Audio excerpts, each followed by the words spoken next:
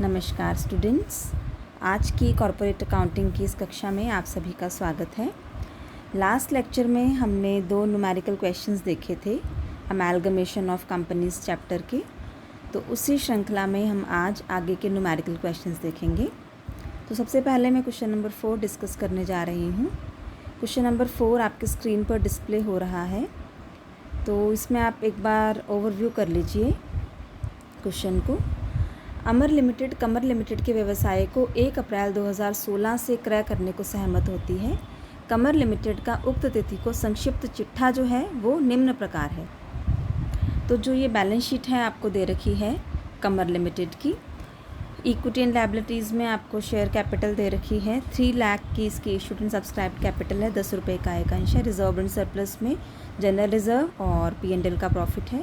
Non current liabilities में secured loans हैं, 6% debentures हैं।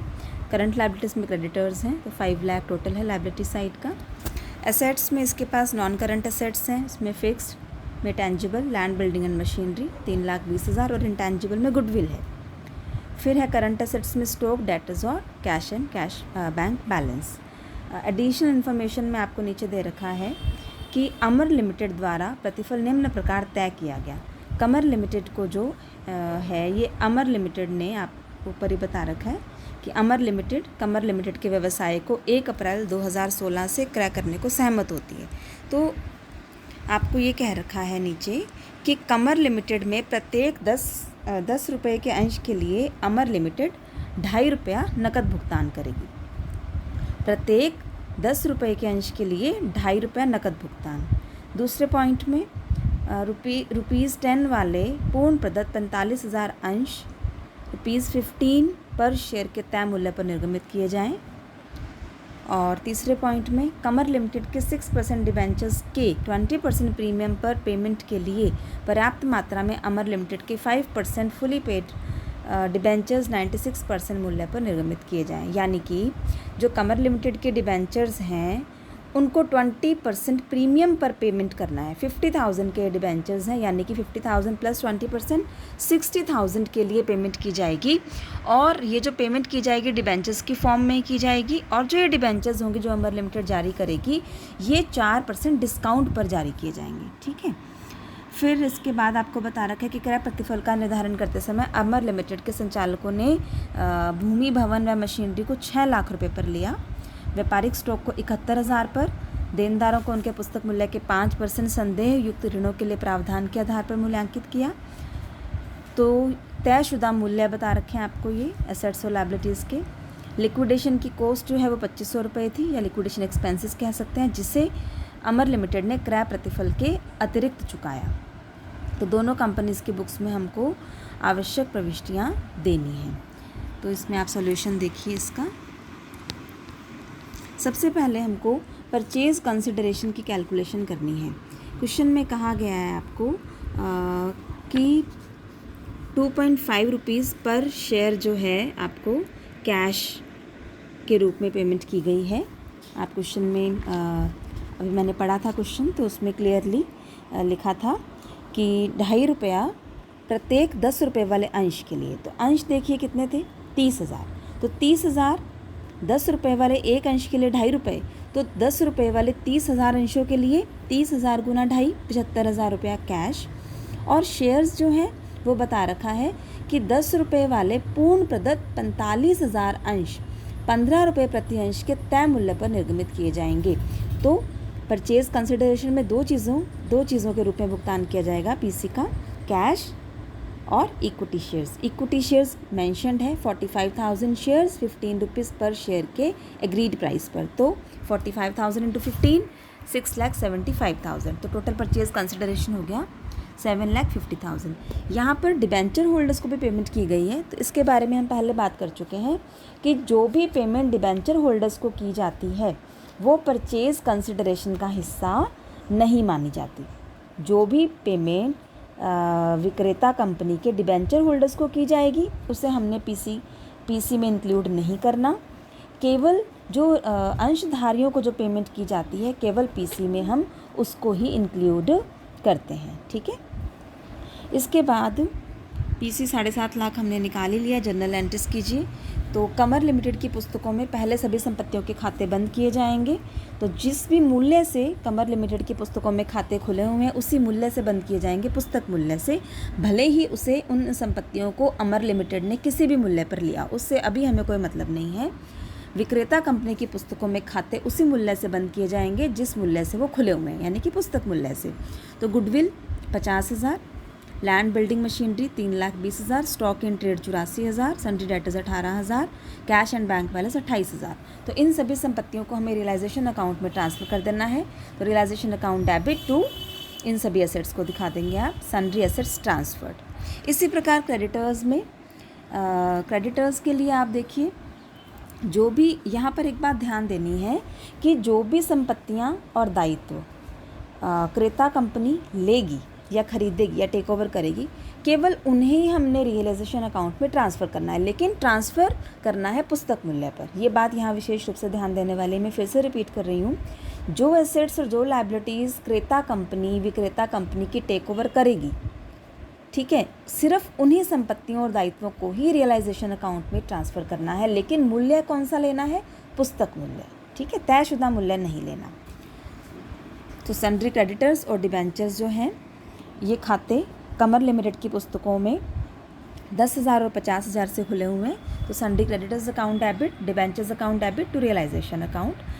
दायित्व जो हैं हमारे क्रेडिट बैलेंस रखते हैं, तो इनके खातों को हम क्योंकि ट्रांसफ़र कर रहे हैं रियलाइजेशन में, तो इन्हें हमें डेबिट करना होगा, लायबिलिटीज़ को।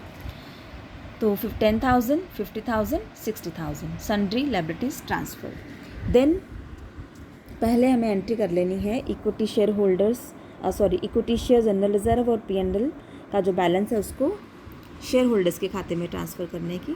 तो मैंने पहले PC ड्यू करने की कर दी है, कोई ख़ास बात नहीं, ये भी कर सकते हैं।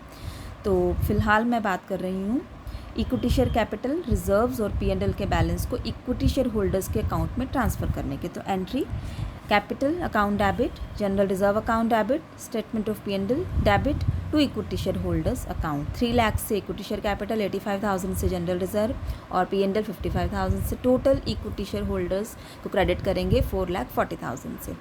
फिर इसके बाद मैंने पहले कर दी है, आप बाद में भी कर सकते हैं। PC ड्यू करने की एंट्री अमर लिमिटेड यानी कि क्रेता company debit 7,50,000 to realisation 7,50,000, purchase consideration receivable from Amar limited, इसको हमने ड्यू कर दिया है। अब इसको प्राप्त करने की एंट्री, इसके बदले में 7.5 लाख के बदले में हमें अमर लिमिटेड के 6,75,000 के अंश और 75,000 रुपया कैश प्राप्त हुआ है। तो एंट्री होगी PC को प्राप्त करने की, equity shares in Amar limited debit, bank account debit to Amar limited. 6,75,000 से शेयर, 75,000 से बैंक और टोटल 7,50,000 से अमर लिमिटेड को हमने ऊपर की एंट्री में डेबिट किया था। इतनी एंट्री से, इतनी अमाउंट से आप इस एंट्री में क्रेडिट कर देंगे परचेज कंसिडरेशन प्राप्त होने पर। देन लिक्विडेशन एक्सपेंसेस जो हैं उनके लिए एंट्री की गई है। 2,500 रुपये के लिक्विडेशन के एक्सपेंसेस हैं। तो जिनकी पेमेंट जो है अमर लिमिटेड करेगी, आपसे क्वेश्चन में आपको कह रखा था कि 2,500 रुपये की जो समापन की लागत है कमर लिमिटेड की, उसे अमर लिमिटेड ने क्रय प्रतिफल के अतिरिक्त चुकाया। तो इसमें हम पहले इसकी कॉस्ट ऑफ लिक्विडेशन को इनकर्ड करने की एंट्री कर देते हैं, जिसकी पेमेंट बाद में अमर लिमिटेड के द्वारा कर दी जाएगी। Realisation account debit to bank 2,500, cost of liquidation incurred recoverable from Amar limited, क्योंकि लेटर ऑन इसकी पेमेंट अमर लिमिटेड कर देगी, इसकी रीइंबर्समेंट। और बाद में प्राप्त होने पर bank account debit to realisation 2,500, cost of liquidation received from Amar limited. Then realisation account का बैलेंस निकाल लीजिए अकाउंट बनाकर। यहाँ आप देखेंगे कि रियलाइजेशन अकाउंट जो है उसका क्रेडिट बैलेंस आ रहा होगा, यानी कि क्रेडिट साइड का टोटल डेबिट साइड से ज़्यादा होगा, मींस प्रॉफिट शो कर रहा है रियलाइजेशन अकाउंट। तो आपको एंट्री करनी है प्रॉफिट की। प्रॉफिट जो है वो इक्विटी शेयर होल्डर्स के अकाउंट में ट्रांसफ़र कर दिया जाएगा। Realisation account debit to equity share holders 3,10,000, profit on realisation transferred. Then at last equity share holders को पेमेंट कर दी जाएगी। जो भी हमें अमर लिमिटेड से परचेज कंसिडरेशन के रूप में प्राप्त हुआ है उसे हमें इक्विटी शेयर होल्डर्स को उसकी पेमेंट कर देनी है। तो equity share holders account debit to equity shares in Amar limited to bank. 7,50,000, 6,75,000 and 75,000 payment made to equity share holders. और इस एंट्री को पास करते ही कमर लिमिटेड की पुस्तकों में खुले हुए सभी खाते बंद हो जाएंगे। अब हम बात करते हैं अमर लिमिटेड की पुस्तकों की। अमर लिमिटेड ने जिन जिन संपत्तियों को लिया उनको डेबिट कीजिए। Land, building and machinery, stock in trade, sundry debtors, cash in bank, goodwill. अब गुडविल यहाँ पर ये वो वाली गुडविल नहीं है जो कमर लिमिटेड की बुक्स में थी। अभी इसको अभी छोड़ दीजिए एक बार। पहले आप लैंड, बिल्डिंग एंड मशीनरी तयशुदा मूल्य 6 लाख। स्टॉक इन ट्रेड इसका भी मूल्य 71,000। एडिशनल इन्फॉर्मेशन में क्वेश्चन में दे रखा था। सन्ड्री डेटर्स को 5% जो है संदेह युक्त ऋणों के प्रावधान के आधार पर मूल्यांकित करना है। तो डेटर्स जो थे कमर लिमिटेड के वो थे आपके 18,000। तो 18,000 एज इट इज़ यहाँ पर आप ले लीजिए और बाद में हम क्रेडिट साइड में प्रोविजन फॉर डाउटफुल डेट्स दिखा देंगे, या आप इसको यहाँ पर लेस करके भी दिखा सकते हैं। 17,100, 18,000 माइनस 900, 18,000 माइनस 5% 900, तो आप इसको 17,100 भी दिखा सकते हैं। Then cash and bank same ही आ जाएगा 28,000। गुडविल को अभी के लिए छोड़ दीजिए। To provision for doubtful debts, अभी मैंने बताया आपको कि 18,000 का 5% भले तो आप ऊपर लेस करके ले लीजिए, या फिर अगर आप ऊपर डेटर्स को 18,000 ही दिखा रहे हैं तो यहाँ पर आप इसको अलग से 18,000 का 5% 900 दिखा सकते हैं।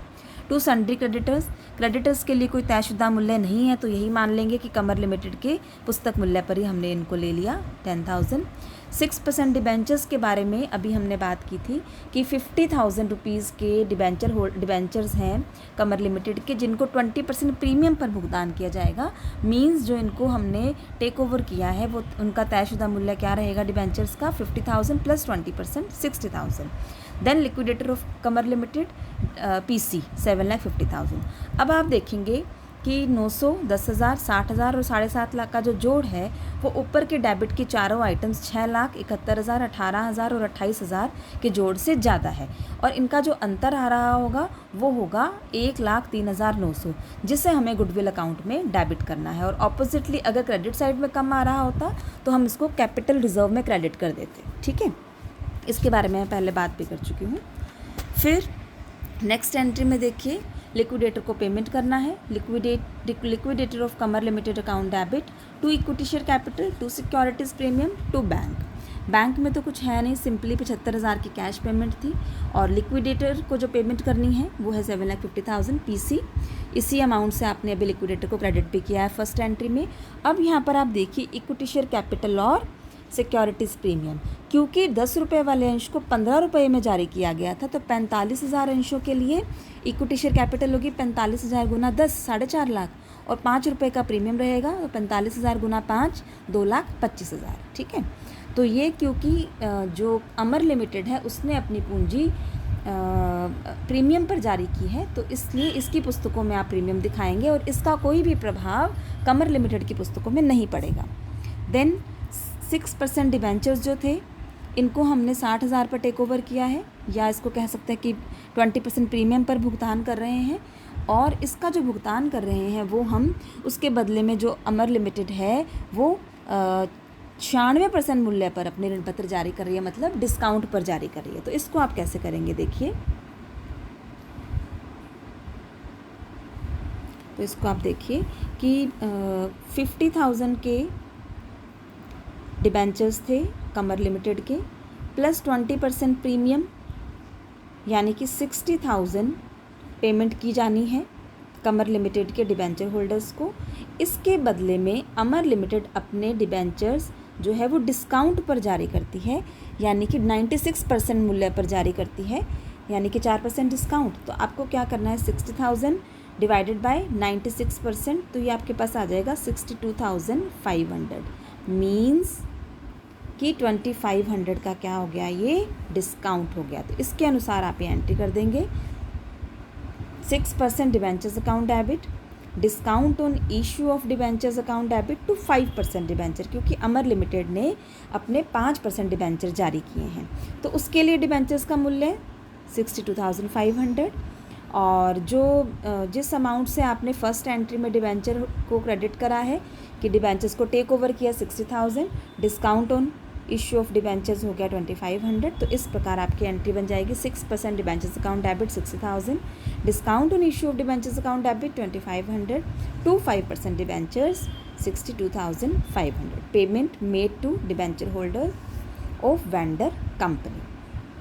ठीक है, और इसके बाद लास्ट, क्योंकि जो ये समापन के खर्चे थे, लिक्विडेशन एक्सपेंसेस या लिक्विडेशन कोस्ट, ये एक्सपेंसेस जो हैं इन्हें क्रय प्रतिफल के अलावा अमर लिमिटेड ने चुकाया है, तो ऐसी स्थिति में एंट्री होती है goodwill account debit to bank 2500, cost of liquidation of Kamar limited reimbursed. तो ये था आपका question number 4।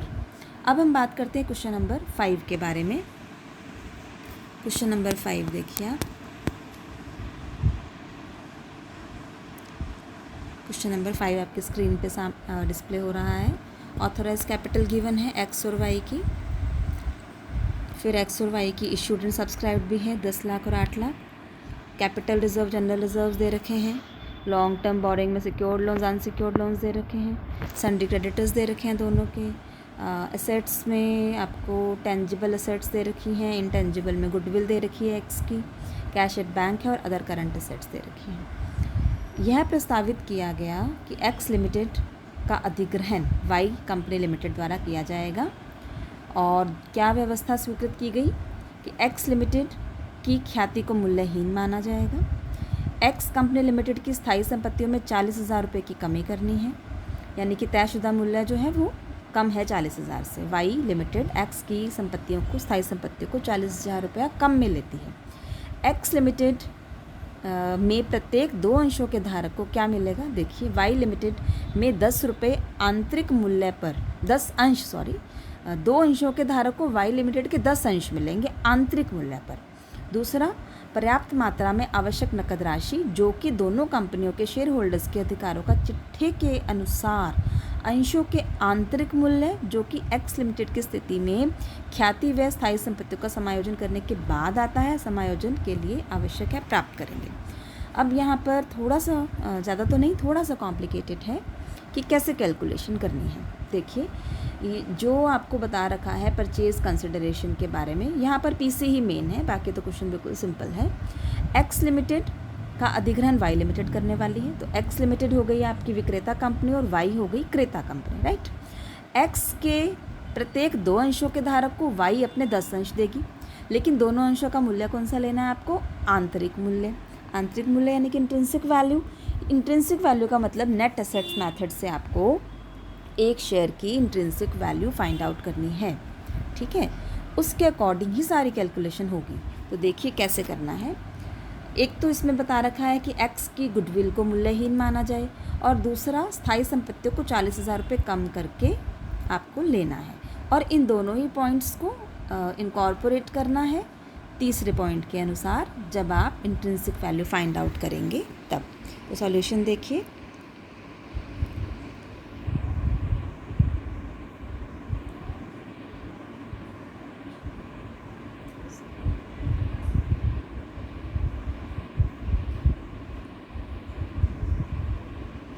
So here is the solution. Calculation of purchase consideration.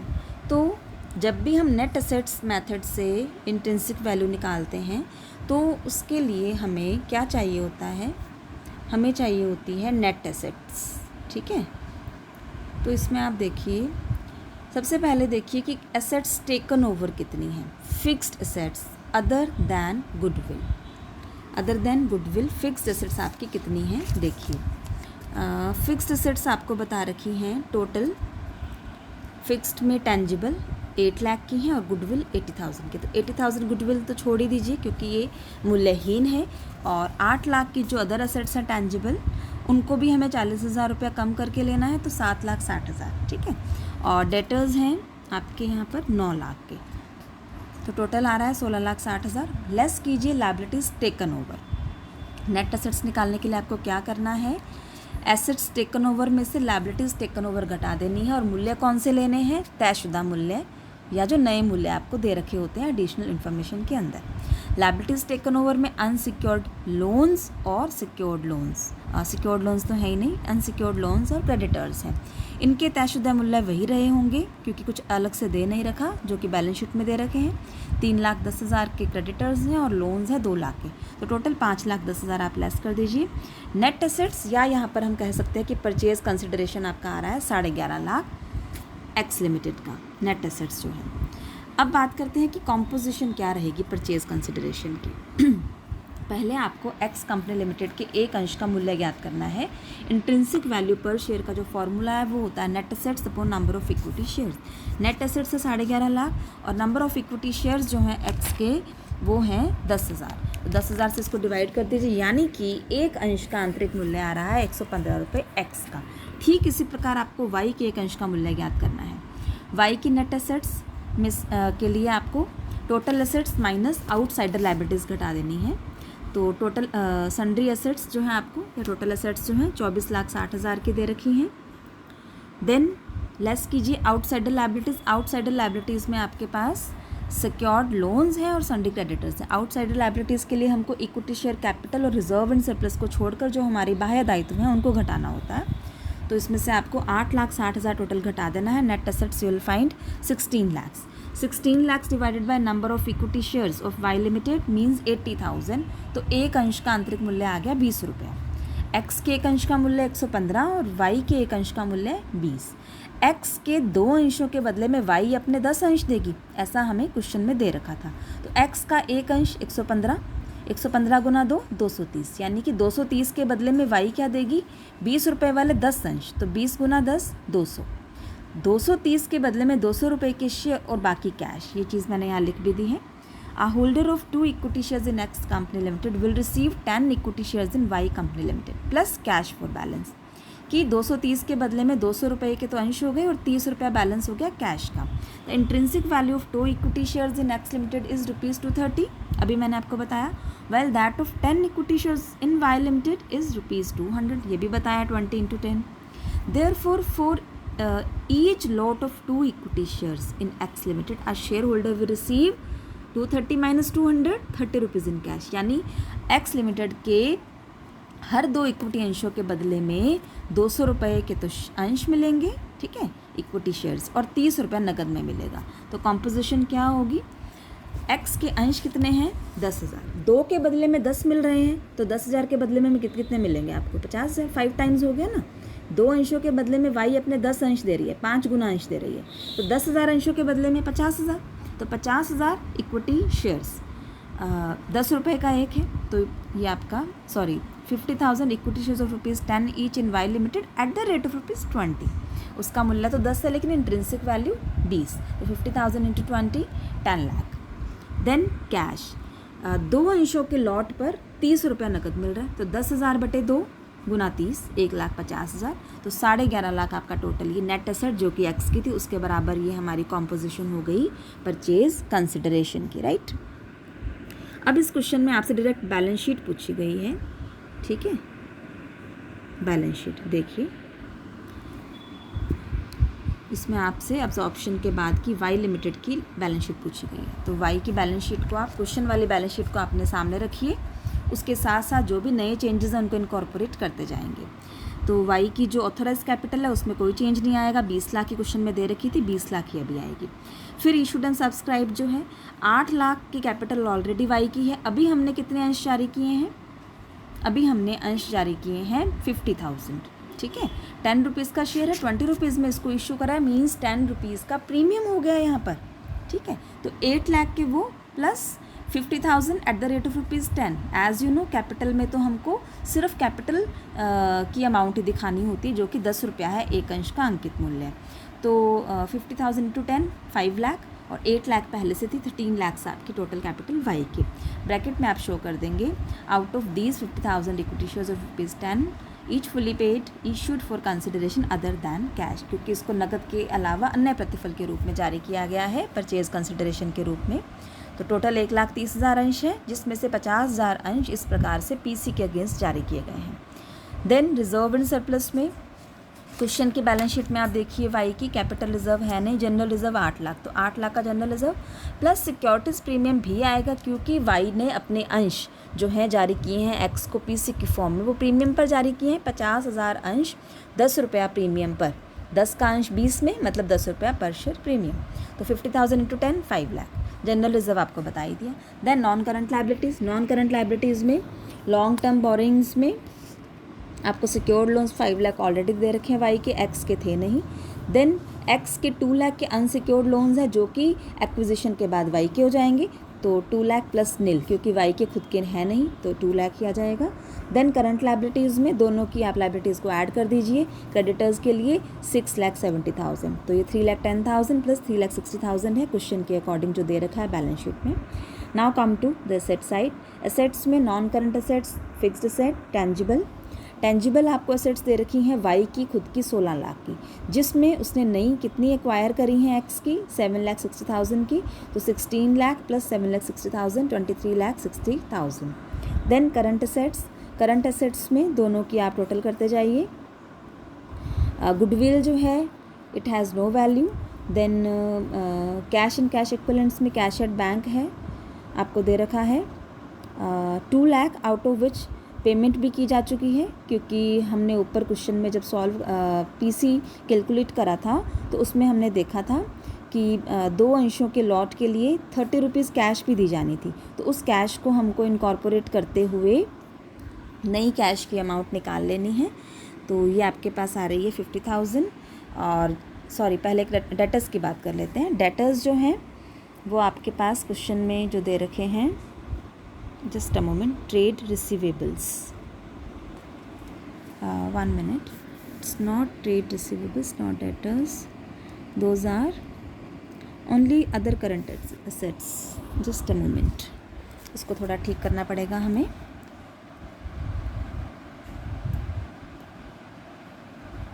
इसको थोड़ा सा ठीक कर लीजिए आप, मैं इसी में ठीक कर रही हूँ।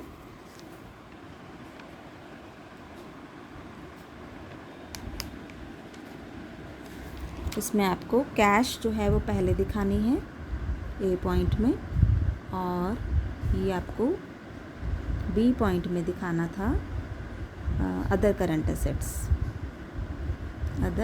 एसेट्स। ये आपके 9 लाख के तो हैं एक्स के, प्लस हैं ये 6,60,000, तो ये 15,60,000 आपका यहाँ पे आने वाला था। ठीक है, तो ये आपका आ गया 15,60,000। ओके, तो इसके अंदर अब हम बात कर लेते हैं कैश की। कैश जो है आपका ये था, आपका बैलेंस शीट के अकॉर्डिंग बात करूं तो 2 लाख था वाई का, जिसमें से वाई ने पीसी में जब पेमेंट करा 1,50,000 पेमेंट किया था, तो ये इसका 50,000 जो है डिफरेंस जो कैश का बैलेंस बच रहा है वो आपको दिखा देना है कैश एंड कैश इक्विवेलेंट्स में। कैश एट बैंक के अंदर 2 lakh minus 1,50,000 it will be 50,000 balance of cash at bank. और अदर करंट एसेट्स में आपको बता दिया है कि एक्स की 9 लाख थी और 6,60,000 वाई की थी, तो 15,60,000 ये आपका यहाँ पर आ जाएगा। इस तरह से जो आपका बैलेंस शीट का टोटल है वो आपका मैच कर जाएगा 39,70,000। तो ये आपका क्वेश्चन नंबर 5 था। ठीक है, तो आज के लिए अभी हम इतना ही करने वाले हैं। नेक्स्ट लेक्चर्स में इससे आगे के न्यूमेरिकल क्वेश्चंस को हम डिस्कस करेंगे। तो अभी के लिए इतना ही। Thank you so much.